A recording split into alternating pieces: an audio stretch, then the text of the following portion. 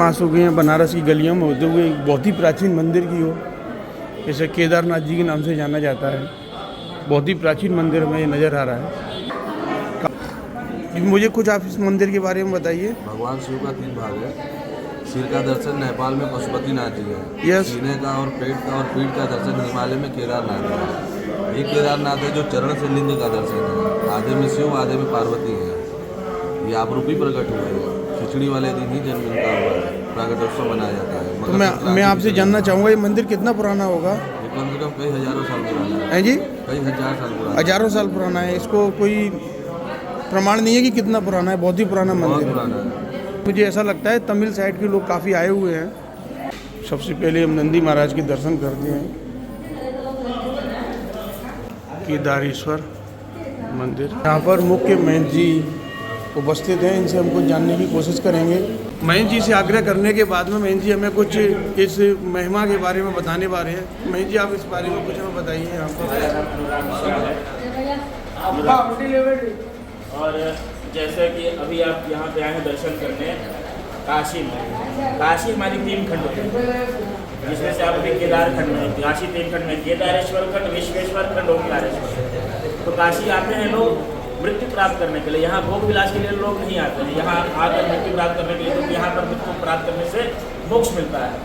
लेकिन काशी के जो 2 खंड हैं, विश्वेश्वर और ओंकारेश्वर में, वहाँ मरने से काल भैरव जी हमारे दंड देते हैं। अन्यत्र काशी के बाहर आप कहीं मृत्यु प्राप्त करेंगे तो आपको यमराज दंड देते हैं, लेकिन काशी वासियों को काल भैरव दंड देते हैं।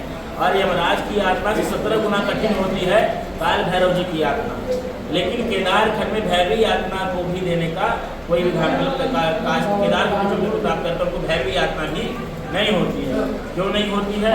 बाबा की वजह से। बाबा यहाँ पर कैसे आए हैं इसके बारे में पता है कि राम जी के पूर्वज थे राजा मानधाता। उन्होंने 100 युगों तक हिमालय में तपस्या की थी। 100 वर्षों में 100 युगों तक हिमालय में तपस्या की। भगवान वहाँ पर प्रसन्न होकर आकाशवाणी द्वारा बोले कि आप काशी जाइए, हम काशी में ही आपको दर्शन देंगे। तो मानधाता जी काशी आ गए और यहाँ पर प्रतिदिन भगवान के लिए भोग बनाने लगे। भगवान को भोग बनाते थे, भगवान को अर्पण करते थे। भोग अर्पण करके उसका 2 भाग करते थे। आधा ब्राह्मण को खिलाते थे। मकर संक्रांति के दिन खिचड़ी बनाए भगवान के लिए। भगवान को भोग लगाए, भोग लगाकर ब्राह्मण को बुलाया तो ब्राह्मण उस खिचड़ी में अंदर ध्यान हो गया और वो जो खिचड़ी थी वही पत्थर की हो गई। वही आज हम लोग यहाँ पर दर्शन कर रहे हैं। 2 भाग करके रखे थे।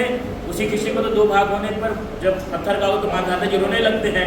उनको लगता है मेरा भोजन पत्थर का हो गया, ब्राह्मण अदृश्य हो गया, हमसे कोई भूल हो गई है क्या प्रभु? इस भाव से भगवान के सामने वो रोने लगते। फिर भगवान उनको दर्शन देते हैं पूरे परिवार के साथ और बोलते पाषाणवत खिचड़ी ही शिवलिंग हो गई है। 2 भाग होने से शिव सत्यात्मक है और हरिहरात्मक है। मतलब शिव पार्वती तो है ही, साथ में विष्णु लक्ष्मी भी विद्यमान है। अन्नपूर्णा, अन्न से निर्मित अन्नपूर्णा, एक साथ 5 लोग का दर्शन होता है। सामने से दर्शन करेंगे तो नंदी जी और उसके बाद गंगा जी का भी दर्शन होता है। और सुबह के समय यदि आएंगे तो गंगा सूर्य नारायण का भी दर्शन होता है।